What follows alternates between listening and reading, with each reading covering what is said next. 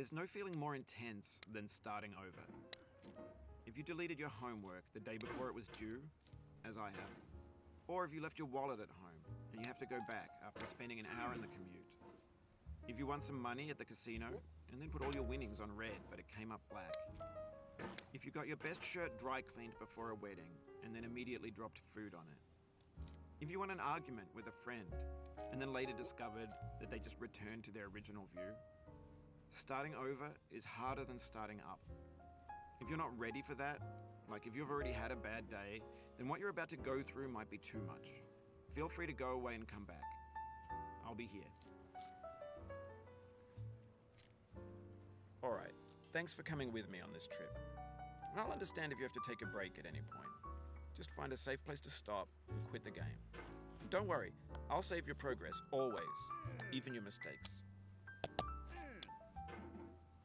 This game is a homage to a free game that came out in 2002, titled Sexy Hiking. The author of that game was Jazuo, a mysterious Czech designer who was known at the time as the father of B games. And B games are rough assemblages of found objects. Designers slap them together very quickly and freely, and they're often too rough and unfriendly to gain much of a following. They're built more for the joy of building them than as polished products. In a certain way, Sexy Hiking is the perfect embodiment of a B game. It's built almost entirely out of found and recycled parts, and it's one of the most unusual and unfriendly games of its time. In it, your task is simply to drag yourself up a mountain with a hammer. And that act of climbing, in the digital world or in real life, has certain essential properties that give the game its flavor. No amount of forward progress is guaranteed. Some cliffs are too sheer or too slippery. And the player is constantly, unremittingly in danger of falling and losing everything.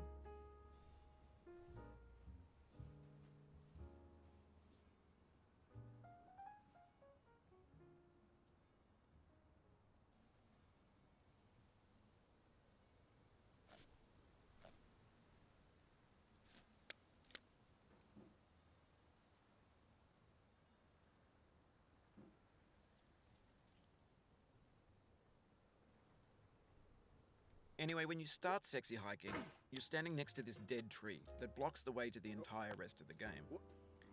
It might take you an hour to get over that tree, and a lot of people never got past it. You prod and you poke at it, exploring the limits of your reach and your strength, trying to find a way up and over. And there's a sense of truth in that lack of compromise. Most obstacles in video game worlds are fake. You can be completely confident in your ability to get through them.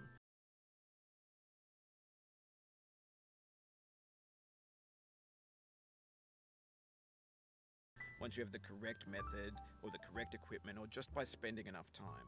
In that sense, every pixelated obstacle in Sexy Hiking is real.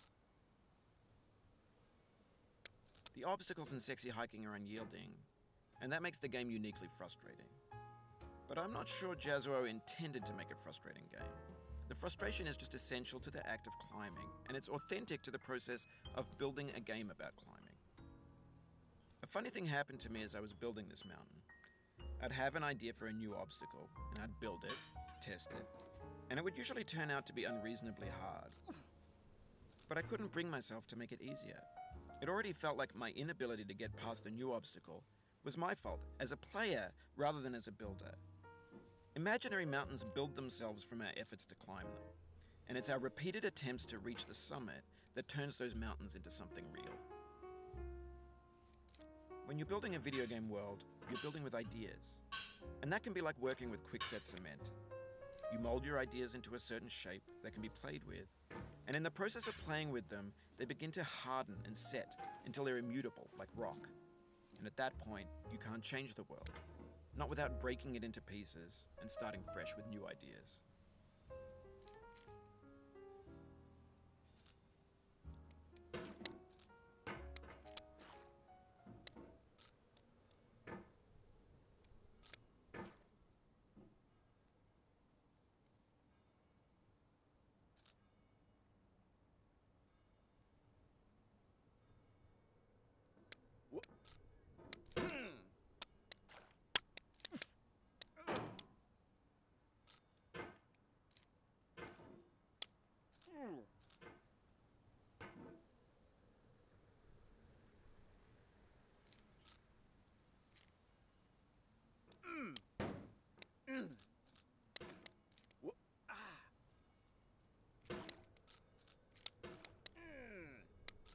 For years now, people have been predicting that games would soon be made out of prefabricated objects, bought in a store and assembled into a world.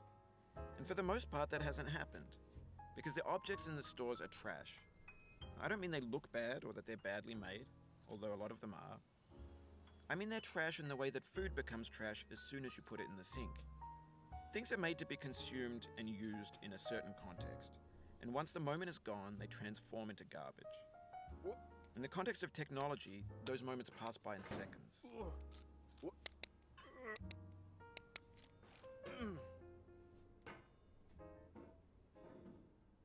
Over time, we've poured more and more refuse into this vast digital landfill that we call the internet.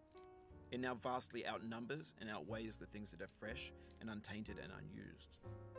When everything around us is cultural trash, trash becomes the new medium, the lingua franca of the digital age.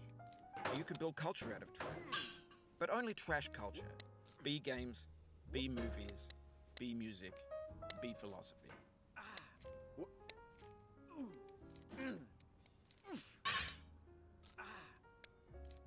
No. Oh, you just lost a lot of progress. That's a deep frustration, a real punch in the gut.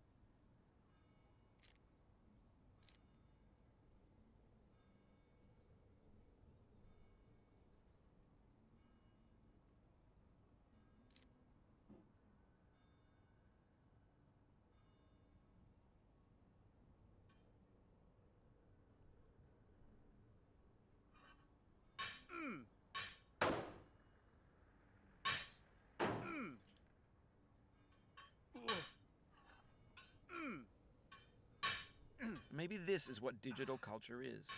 A monstrous mountain of trash, the ash heap of creativity's fountain. A landfill with everything we ever thought of in it. Grand, infinite, and unsorted.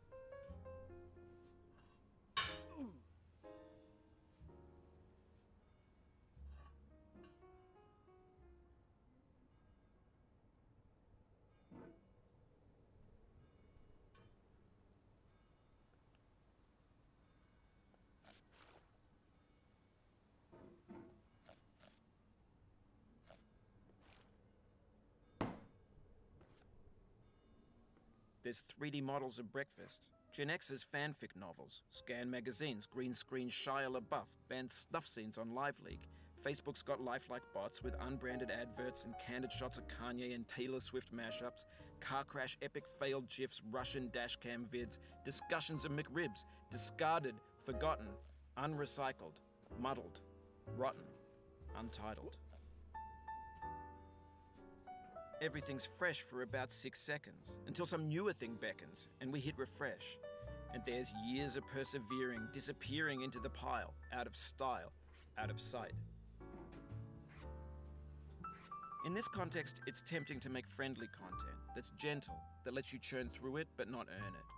Why make something demanding if it just gets piled up in the landfill, filed in with the bland things? Oof, sorry about that. Oh, it happened again. Keep on trying, don't let it get to you.